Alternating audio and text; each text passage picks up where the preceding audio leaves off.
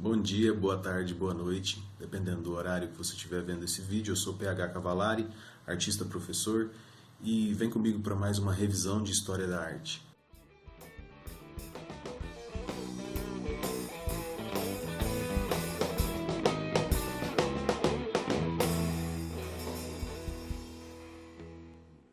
A aula de hoje é sobre neoclassicismo na Europa e no Brasil. Como vocês sabem, o neoclassicismo foi um movimento originado na Europa. Mas com o advento da missão artística francesa, ele foi trazido para o Brasil e criou raízes muito fortes na arte brasileira, principalmente chamada de arte acadêmica brasileira, no final do século XIX e início do século XX. Muito bem, primeiro nós vamos olhar para a origem desse movimento na Europa. Então surge na França, em finais do século XVIII, um movimento artístico com fortes ligações político-ideológicas com as organizações revolucionárias, ou também chamada resistência revolucionária francesa. Nesse movimento, usava-se de maneiras de representação aproximadas da realidade, mas buscando sempre um ideal de beleza que muito lembrava os padrões greco-romanos. A forte referência da arte e da filosofia greco-romanas faziam recordar uma prática realizada há alguns séculos no Renascimento. O Renascimento, então, é chamado primeiro classicismo, por isso o nome neoclassicismo tem o prefixo neo, que significa novo. A esta nova retomada de ideais e influências clássicas chamou-se neoclassicismo. O principal nome de destaque para a nossa análise aqui, segundo essa análise, é o pintor Jacques-Louis David, que participou da resistência revolucionária e também foi contratado como o pintor da corte napoleônica, o pintor do império. Antes de mais nada, é muito importante lembrar que a pintura, na época, tinha um papel talvez muito mais próximo da vida das pessoas, a público, do que hoje. Talvez esse papel, além da apreciação estética, da beleza, estivesse fortemente relacionado com um tipo de propaganda ideológica que poderia ser feito pelas pinturas. Assim como hoje nós vemos nas redes sociais, por exemplo. Então, a arte da pintura tem um protagonismo muito especial no neoclassicismo, porque através dela poderiam ser ilustrados ideais, símbolos, ícones, que poderiam ensinar uma parcela da população que, inclusive, não tinha acesso à leitura. O que é preciso saber sobre o movimento neoclássico? A representação aproximada da realidade e ligada a um padrão de beleza de inspiração greco-romana.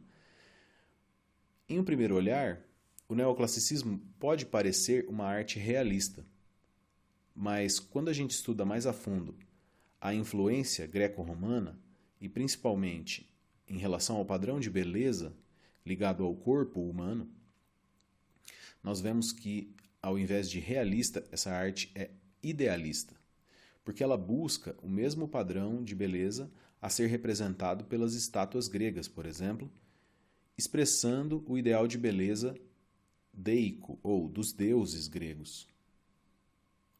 Há uma ênfase na produção da arte da pintura, justamente por conta disso que comentamos a respeito de ser um veículo de propaganda ideológica. A retomada dos padrões estéticos e ideológicos greco-romanos, a veiculação de ideais ligados à proposta democrática ou à proposta revolucionária e, por ser uma tradição ligada às academias ou às escolas de arte, esta é uma arte também chamada de arte acadêmica. A alternância entre temas políticos e mitológicos aparece muito nas obras, assim como nós vamos ver nos exemplos. E há um vínculo oficial com o Estado após o advento da Revolução. A primeira obra, exemplo, é O Juramento dos Horácios, de Jacques-Louis David, de 1784. É importante notar ou relembrar que esta obra, então, é pré-revolucionária. O clima ainda estava esquentando na França da época, e de uma forma ou de outra os intelectuais estavam se aproximando da classe trabalhadora e as assembleias começam a ter mais força, e um símbolo de fidelidade ao juramento poderia ser resgatado através da pintura. É o caso do mito dos Horácios. Os heróis ou os guerreiros da cidade de Horátia que fizeram seu juramento de armas e não voltaram atrás, não quebraram essa fidelidade. Nessa obra a gente vê algumas das principais formas e dos principais recursos para evocar o ideal de beleza grego. No caso, há um protagonismo do homem aqui, do gênero masculino, que são os únicos que estão de pé. São os guerreiros. E eles representam essa liberdade e singularidade que, unida, gera a república. Já as mulheres, elas estão todas sentadas lamentando-se que os homens vão para a batalha. Isso representa um estereótipo comum à época e também retomado pelos ideais neoclássicos. Então a mulher estava ligada à terra, assim como os gregos acreditavam. Então ela tinha essa fixidez, ela tinha essa estabilidade na sua casa, ela era a guardiã do lar. E já os homens não, tinham uma liberdade, uma singularidade que representava-se pela ida à batalha, pela ida à guerra. E é isso que acontece aqui. Esse é o âmbito conceitual, né, dessa nossa análise. No âmbito formal, nós temos algo muito próximo ao que a gente vê nas estátuas gregas, né?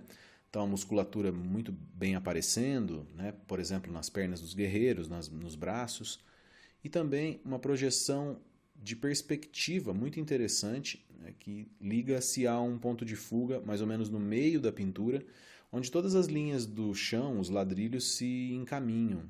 Essa perspectiva é chamada de geométrica. No segundo plano, ainda transitando entre o termo conceitual e o formal, nós temos a presença do arco romano, que é um elemento estético, especificamente arquitetônico, muito presente na arquitetura romana e também na pintura que evoca esse período. São colunas dóricas que sustentam esses arcos, evidenciando uma referência e uma influência grega também. Essa pintura é muito simbólica, ela tem diversos elementos que podem ser trazidos à tona para falar sobre a simbologia dela, mas eu indico especialmente o diálogo platônico, o Fédon, que narra justamente os últimos dias de Sócrates, a morte de Sócrates. Então a pintura representa o momento final do diálogo, onde descreve-se as últimas 2 semanas, mais ou menos, de vida do Sócrates, período que ele ficou em cárcere depois de ser condenado pelo Conselho dos 500 a tomar cicuta, ou ao suicídio. E ele tinha 2 opções, entregar-se ou fugir, e ele, não traindo seu juramento enquanto cidadão, permaneceu, foi preso, né, se entregou e veio a tomar o veneno para cumprir a pena desse julgamento. Sócrates foi denunciado por Meleto de Píteo por supostamente estar corrompendo a juventude e cultuando novos deuses. E ele teve a oportunidade de fazer sua defesa para o Conselho de 500 e, ao fim, ele acabou perdendo por uma quantidade de 30 votos de diferença e foi condenado a tomar cicuta. Bom, falando no âmbito formal e resgatando uma característica do neoclassicismo, nós temos aqui o idealismo na pintura em relação, por exemplo, à própria figura de Sócrates, que é já idoso, mas é representado com um físico muito proeminente. Percebam o ombro, né? O músculo deltoide bem marcado, o peitoral junto com o abdômen, Sócrates era um atleta, mas sem dúvida, né, alguns elementos são a interpretação de Jacques-Louis David em relação à sua postura, em relação à sua constituição física. Então, nesse sentido, temos um certo idealismo aqui em relação à figura de Sócrates, que é central, a luz praticamente se projeta nessa figura, né? A parte mais clara da pintura, que justamente representaria uma certa iluminação espiritual que Sócrates teria em relação aos outros, né? Vários dos seus amigos são representados ali, né, com os quais, nesses últimos dias de cárcere, ele desenvolveu sua filosofia e fundou algumas formas de pensamento, como, por exemplo, uma das primeiras filosofias da sensação, que ele desenvolve pela retirada do grilhão, ou aquelas algemas de perna, que estão representadas ali no chão. Então, ele diz que a sensação era como dois animais ligados por uma cabeça só. Ele deu o exemplo da dor e do prazer. O grilhão, então, quando retirado, provoca prazer apenas porque havia antes a presença da dor. Então, alguns colóquios interessantes se dão nesses últimos dias, por isso que eu indico novamente a leitura completa do diálogo Fédon, de Platão, que narra essa parte da filosofia socrática, né, platônica. E o dedo em riste que a figura de Sócrates levanta, então, diz respeito a justamente o sofrimento dos amigos que, quando ele vai tomar o veneno, choram, mas ele os repreende dizendo que toda aquela filosofia da alma que eles desenvolveram antes estava sendo então largada por terra por eles, que estavam chorando, ou seja, não havia por que chorar, porque ele não ia morrer, ele só ia passar para sua alma só ia passar para a dimensão espiritual e assim ele continuaria vivo, né? Então é isso que diz a filosofia da alma de Sócrates. Então era interessante para Jacques-Louis David, enquanto pintor da Revolução Francesa, trazer essa figura à tona por conta dessa relação forte com o espírito revolucionário. Notem pela data que nós estamos ainda no período pré-revolucionário, então havia necessidade de insuflar essa coragem nas pessoas que deveriam estar dispostas a ir para a rua, perder as suas vidas a troco de sua liberdade e deste ideal democrático. Figuras envolvidas no movimento revolucionário, assim como Lavoisier, o químico Lavoisier, juntamente com sua esposa, eram então figuras públicas que eram representadas por David como em uma amizade e uma propagação de respeitabilidade por essa figura, que, assim como Davi, fazia parte do Estado revolucionário, né? Dessa ala da população que era a favor da revolução e da destituição da monarquia. Aqui Jacques-Louis David traz uma metáfora interessante para a aproximação dos ideais democráticos gregos para com a França. Ele traz a paixão entre Paris e Helena, duas figuras míticas narradas por Homero, que tinham uma paixão proibida, que motivaram uma guerra, mas motivaram também o desenvolvimento, o entrelace de uma das tramas mais conhecidas na história da literatura, que é a Ilíada. Então, a guerra entre gregos e troianos. Aqui, Paris representa a França, como essa personagem ou personificação de um espírito aventureiro, jovem. E Helena representa a Grécia, a qual Paris é apaixonado, ou seja, Paris deve se aproximar, deve ficar junto. Então, Paris e Helena, como França e Grécia, estão atreladas como uma paixão, ou seja, os ideais democráticos devem ser trazidos à tona para os franceses. Aqui eu vou sugerir que vocês pausem o vídeo, façam a leitura desse pequeno excerto que contextualiza os três estados revolucionários, ou os três estados envolvidos na Revolução, os moderados, o centro e os revolucionários.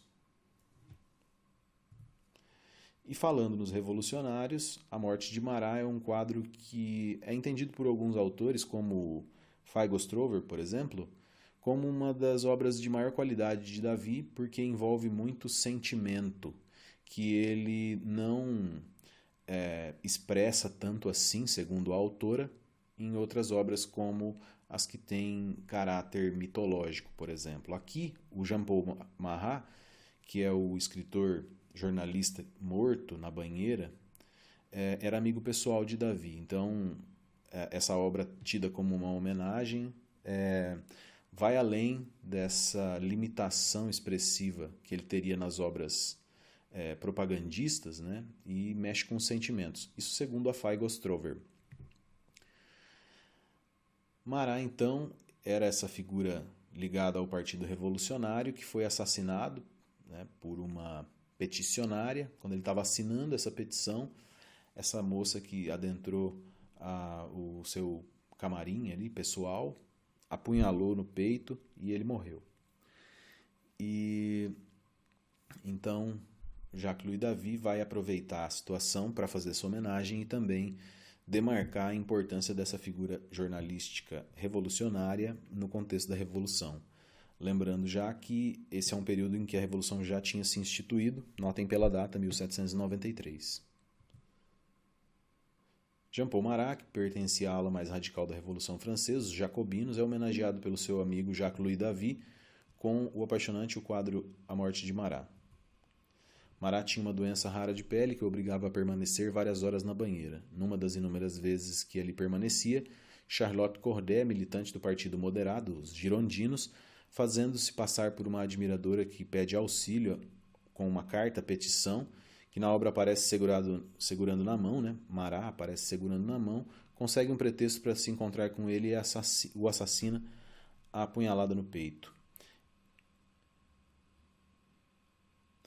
Notem, no âmbito formal e conceitual, que Marat, mesmo morto, não larga a pena, que era seu instrumento de trabalho, como se fosse um herói morto que não larga sua espada. Percebam a rigidez dos músculos do braço dele, mesmo morto.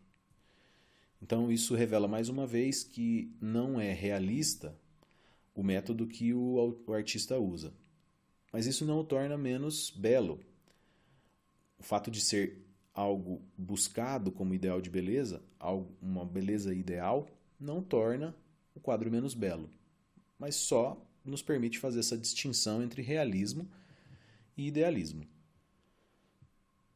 Ou seja, neoclassicismo é idealista. Esse mesmo idealismo é visto quando Jacques-Louis David se torna o pintor da Revolução.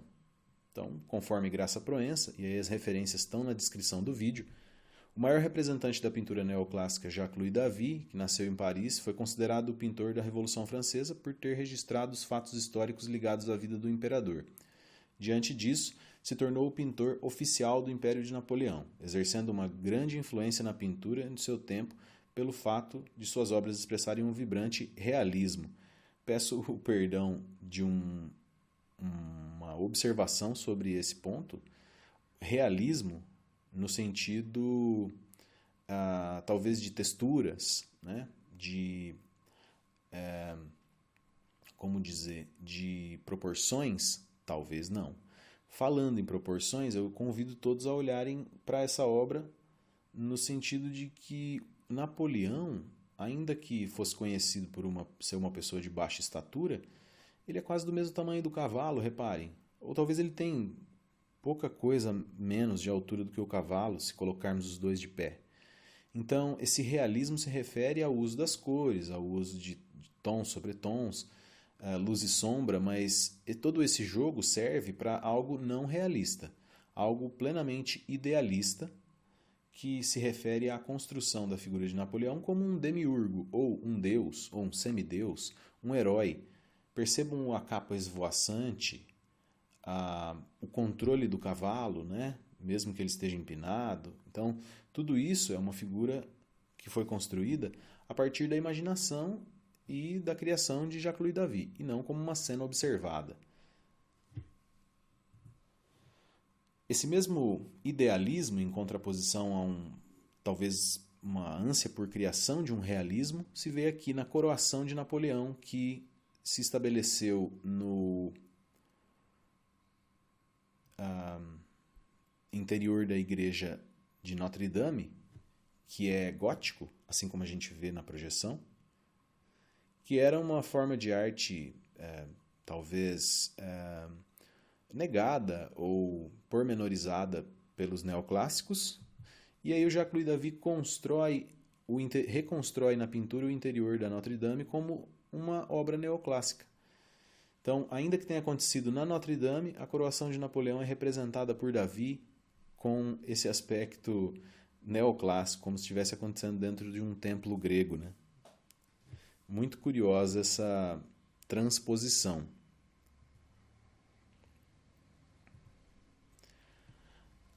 Aqui a gente já entra em alguns outros exemplos de artistas, como Dominique Ingres, com a banhista de Valpisson. Aqui nós temos uma presença de um realismo talvez maior, porque é uma pintura que se configura como pintura de estúdio, né? Então ele muito bem poderia trazer uma modelo para dentro do seu estúdio e fazer de observação essa pintura.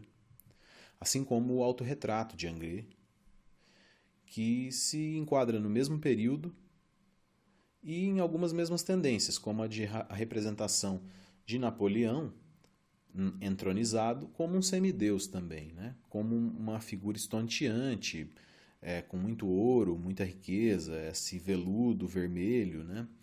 Então, e com uma técnica muito bem desenvolvida em relação à luz e sombra e as formas. A representação dos tecidos é muito bela aqui para expressar uma opinião pessoal. E começamos aqui a entrar em um território do sonho, um território da aventura, que vai se representar e eclodir no movimento que substitui ou que supera o neoclassicismo, o romantismo. Mas isso é tema para uma outra aula. O banho turco também revela essa mesma tendência de entrada no aspecto romântico da pintura, que a gente vai explorar na aula sobre romantismo. A escultura neoclássica traz muitas influências próximas da escultura grega, assim como a representação de Jasão e o véu de ouro, né, pelo Bertel Thorvaldsen. Então, o contraposto, que é esse relaxamento de uma das pernas e contração da outra, era uma tradição da escultura grega no período clássico, que é trazida à tona aqui através dessa obra. O mesmo acontece com a ilusão de movimento de Diana Caçadora, por Jean-Antoine Houdon. A música no século XVIII, ou transição do XVIII para o XIX, é chamada de música clássica. Reparem, a nomenclatura neoclássica se aplica às outras artes, mas como não havia acontecido nenhum tipo de classicismo na música na história moderna, ela não é conhecida como neoclássica, mas sim como clássica. Reparem que música clássica, ao contrário do que pode parecer quando a gente fala do gênero musical sinfônico, talvez quando a gente ouve o nome clássico, parece que toda música sinfônica é clássica. Não. A música clássica é justamente o estilo que surgiu neste período, o mesmo que a gente chama nas artes visuais de neoclássico. A música do mesmo período que se desenvolveu o neoclassicismo na pintura é referida como clássica, por não ter precedentes equivalentes. A música deste período se destaca pela simplificação das complexas estruturas barrocas por meio do estilo homofônico, em contraponto ao estilo contraponístico, que é o barroco. São considerados fruto do auge deste período os compositores Wolfgang Amadeus Mozart, que talvez seja o maior expoente, e Joseph Haydn. Então, houve uma diferença muito grande em relação ao estilo barroco, precedente à música clássica, porque as muitas vozes que a música barroca trazia, como por exemplo em Tocata e Fuga em Ré menor, de Johann Sebastian Bach, é substituída por um desenvolvimento de uma escala maior ou menor, que fossem Dó, Ré, Mi, Fá, Sol, Lá, Si, Dó. E as notas não têm, na composição clássica, uma quebra muito abrupta de uma nota muito baixa para uma muito alta ou vice-versa. Sempre há um caminho melódico percorrido dentro dessa escala. Dó, Ré, Mi, Fá, Sol, Lá, Si, Dó. Assim como no exemplo aqui de Pequena Música Noturna, Allegretto, de Mozart. O link fica na descrição do vídeo para essa composição. Já na arquitetura, o neoclassicismo se embasa na tradição greco-romana, assim como nas demais artes que nós comentamos aqui. Os elementos como o frontão arquitravado grego, ou a chamada arquitrave, ou simplesmente frontão, que é a fachada grega de duas águas, o arco romano e a cúpula foram amplamente utilizados nesse período, ou resgatados para a arquitetura desse período. Os projetos eram rigorosamente estruturados geometricamente, considerando seriamente a compreensão racional das proporções do edifício. Então, os edifícios deixam de ser muito altos, como na arquitetura barroca, por exemplo, e vão passar a ser ter um aspecto mais quadrado ou proporcional entre altura e largura. Assim como no projeto para casa da usina de Arc de Senan por Claude Nicolas Ledoux. Então, claramente, nós vemos pelo desenho aqui a presença do frontão e dos arcos romanos. Esse é o prédio construído e esse é o complexo de Arc de Senan, que era uma usina de sal estatal que traz muitos elementos arquitetônicos com essa influência greco-romana. Então, por mais que seja um local de trabalho, né, fosse um local de trabalho na época, uma usina, então ela tem um tratamento estético intencionado em relação ao resgate desses ideais greco-romanos. Como aqui a presença das colunas dóricas e do chamado frontão, que é esse telhado de duas águas sustentado pelas colunas. A junção entre coluna e teto, como vocês sabem, se chama arquitrave. E isso dá nome ao sistema de construção grego, que é o sistema arquitravado. Na igreja de São Vicente de Paula, em Paris, nós temos a presença de colunas jônicas que sustentam o frontão, ou seja, uma arquitrave jônica. Interessante que, na originalidade do templo grego, as figuras que vão ali no meio do triângulo do frontão eram os deuses pagãos. Já no cristianismo, com a representação dessa igreja aqui, nós temos os santos, ou seja, figuras equivalentes no espectro, no panteão de cada uma das religiões. A mesma coisa, ou a mesma característica, a gente vê no Teatro de Berlim. Colunas jônicas que sustentam um frontão com telhado de duas águas, ou seja, uma arquitrave, que é representada, esse telhado, nos mesmos ângulos, lá no telhado superior, ou num telhado suplementar. Muito bem, essas tradições, nas mais variadas artes que nós comentamos, foram trazidas para o Brasil também, através de uma iniciativa da coroa portuguesa, que veio para cá em 1808, fugida de Portugal, por conta da ameaça expansionista napoleônica, ou seja, a França Imperial Napoleônica, invadiu a Espanha e ameaçou invadir Portugal também. Então, a corte veio toda para cá praticamente, e aqui eles encontraram uma realidade bem diferente da Europa. E nos anos em que ficaram aqui, então, vão se organizar em relação a injetar a cultura europeia no Brasil. É o caso da Missão Artística Francesa, que surgiu a partir da reaproximação de relações com a França, mas não exclusivamente envolveu artistas franceses apenas. Então foi uma iniciativa da coroa portuguesa, então, trazer muitos artistas, professores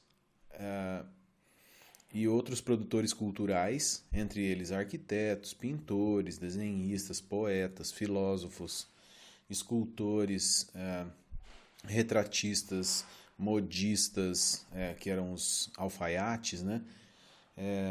E inúmeros outros, dentro de muitas outras artes, como da dança, do teatro, para fazer com que a cultura europeia fosse transmitida para o público brasileiro.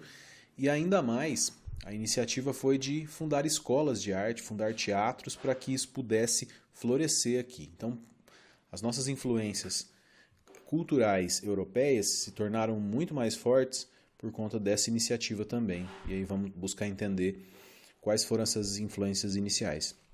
No ano de 1816, foi encomendada pela corte portuguesa e dirigida por Joaquim Le Breton a missão artística francesa, que contou com uma grande comitiva de artistas, entre eles Nicolas Antonet, Jean-Baptiste Debré e Auguste-Henri Victor Grandjean de Montigny. O grupo se instalou no Rio de Janeiro em agosto de 16 e organizou a Escola Real de Ciências, Artes e Ofícios, que transformou-se no ano de 1826 na Academia Imperial de Belas Artes, isso por conta da fundação do Império Brasileiro, né, em 22. Então, o primeiro dos artistas trazidos aqui é o Debré, que é o artista mais conhecido da missão, ficou no Brasil até 1831 e produziu uma imensa obra de retratos da família real, cenários para o Teatro de São João, etc. Foi professor de pintura histórica na Academia Imperial de Belas Artes e realizou a primeira exposição de arte no Brasil em 1829. Com fruto de sua produção brasileira, ao chegar na Europa, ele publicou, na década de 30, o livro Viagem Pitoresca e Histórica ao Brasil, obra composta de gravuras, aquarelas, desenhos, comentários e reflexões filosóficas sobre os costumes do Brasil. Então, nessa pintura aqui, por exemplo, Debré traz um aspecto da cultura afro-brasileira, né? Os índios civilizados, chamados caboclos, que tinham esse processo de caça de pássaros com um arco de pés, né? Aqui se nota uma mesma presença daquele idealismo de beleza voltado para os padrões greco-romanos pelo uso da anatomia na pintura, né? E a mesma tradição de uso de luz e sombra, o próprio jogo de perspectiva, né, da pintura se aproxima muito da pintura neoclássica. Então, lembrando que o neoclassicismo na Europa nesse período, né, nas primeiras 2 décadas do século XIX, então ele estava já perdendo sua força e até tinha sido abandonado em alguns lugares, né, dando lugar ao romantismo como proposta estética. E aí, nesse caso, o Debré vai ter uma aproximação com o romantismo também, porque ele traz um aspecto natural, né? Ele faz esse mapeamento pré-antropológico do Brasil imperial, que vai se aproximar muito daquela ideia no romantismo da valorização do exótico para a demarcação dos limites nacionais, né? Então, a demarcação das culturas pela representação na arte. Então, a figura do índio selvagem, que é o herói da terra, né, está presente aqui no Debré também. E tem uma coisa muito interessante que ele relata o processo de escravidão, né, que por essa pintura aqui a gente nota que era muito mais complexo do que a ideia dos brancos escravizando os pretos, né? Então aqui a gente vê o trabalho forçado de o escravizado que açoita, né, outro escravizado. Então, uma coisa assim curiosa, triste ao mesmo tempo, né, de que o processo de escravização, então, ele era muito mais complexo do que o que se imagina. E aí lá ao fundo, né, o guarda, né, o branco, né, com a faixa amarela ali, só observando com a espada na mão, ver se ele estava castigando mesmo, né? Então, assim, uma cena bem interessante para a parte negativa do cruel, né? Aqui algo bem semelhante ao que o Jacques-Louis David faz em relação à coroação de Napoleão, né, como nós vimos anteriormente, só que aqui é a coroação de Dom Pedro, né, que está representado aí ao meio, com essa faixa vermelha, né, e espada em mãos, e o Dom João VI, então, rei entronizado, que está ali para ceder então, o título de primeiro imperador do Brasil para Pedro. Aqui a gente vê uma presença muito forte da cor vermelha, né, que envolve a história do Brasil por conta do extrato do pau-brasil ser a cor vermelha mesmo, né? Então essa presença é importante aqui e assim, uma cena completamente planejada, né? Não necessariamente tenha sido observada pelo pintor, mas a partir de uma descrição ela poderia ser reproduzida e produzida como foi, né? Então, o Debré também faz esse papel de pintor oficial do Império, assim como o Jacques-Louis David faz com o Império Napoleônico, né? Então tem esse paralelo. Aqui o paisagismo de Tonet, né, que foi um pintor importante na missão também. Nos 5 anos que aqui ficou, pintou cerca de 30 paisagens do Rio de Janeiro e de regiões próximas, levando ao conhecimento do público europeu as características do território brasileiro e a nós também, porque se a gente pegar uma imagem comparativa com o panorama do Rio de Janeiro hoje, né, a diferença é muito grande e interessante de nós percebermos o urbanismo da época da segunda década do século XIX, 1816. Né? Então, o Grandjean de Montigny foi, na arquitetura, então, o expoente mais importante. Né? A missão artística, então, ela adotou o estilo neoclássico e abandonou o barroco, que era o estilo brasileiro mais proeminente até a época, né, principalmente em Minas Gerais, que havia se desenvolvido com características e soluções brasileiras. Então, o barroco brasileiro ele é único no mundo, inclusive a gente trata disso de uma maneira bem legal na aula sobre o barroco. Então, o barroco brasileiro tem esse protagonismo muito importante, mas pela missão artística francesa buscou-se superar o barroco brasileiro. Foi onde eles trouxeram, ou foi quando eles trouxeram, então, o estilo neoclássico para o Brasil. O principal responsável por essa mudança foi o arquiteto Grandjean de Montigny, autor do projeto da Academia Imperial de Belas Artes. Outra construção de destaque na arquitetura da época é o Solar dos Marqueses do Itamaraty. Mas antes de mostrar o solar, eu gostaria de comentar então aqui o pórtico de entrada da Academia Imperial de Belas Artes, que fica no Jardim Botânico do Rio, né? Ele mistura duas tradições arquitetônicas aqui, a grega e a romana. A gente tem as colunas jônicas sustentando a arquitrave com o frontão, a parte de cima, e abaixo, na entrada mesmo, a gente tem um arco romano. Né? Então essa junção, essa presença desses elementos na mesma construção só é possível realmente com o neoclassicismo, seja na Europa ou no Brasil, em qualquer lugar, mas a junção dessas duas tradições acontece pelo neoclassicismo. E aqui a Academia Imperial de Belas Artes, né, que é projeto do Grandjean de Montigny, né, que também tem a presença do arco, também tem a presença do frontão. Né? E aqui o Solar dos Marqueses do Itamaraty, com a intensa presença do arco romano, né, que é essa que sustenta porta e janelas, né, essa estrutura semicircular acima. E é realmente uma construção, sim, que pode ser comparada na intenção com o Palácio de Versailles, que era então a morada de veraneio, né, da família real francesa, e no caso aqui o veraneio do Império Brasileiro, o Solar dos Marqueses como um desses exemplos. Chegamos aqui ao momento em que vocês pausam o vídeo e vão tentar resolver essa questão que eu elaborei, adaptando algumas outras questões, e vão ser considerados conhecimentos de neoclassicismo em comparação com o barroco e também com o romantismo, uma questão em modelo de somatória. Vocês podem deixar aí nos comentários a resposta de vocês, ou a somatória, né? E a gente vai corrigir junto, ok? Espero que vocês tenham gostado desse vídeo. As referências que eu utilizei para a produção desse material estão na descrição. E bons estudos a todos, eu agradeço a atenção, deixa sua curtida e se inscreve no canal. Abraço!